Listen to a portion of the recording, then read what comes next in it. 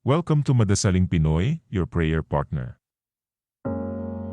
Ngayon ay Miyerkules ng ikapitong linggo sa karaniwang panahon.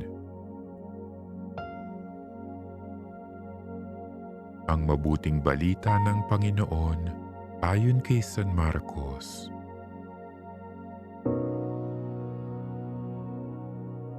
Noong panahong iyon, sinabi kay Jesus ni Juan, "Guro, nakakita po kami ng isang taong nagpapalayas ng mga demonyo sa pamamagitan ng pangalan mo at pinagbawalan namin sapagkat hindi natin siya kasamahan."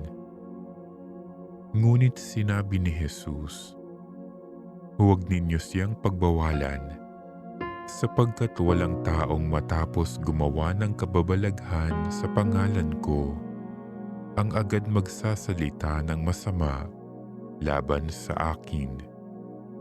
Sapagkat ang hindi laban sa atin ay panig sa atin."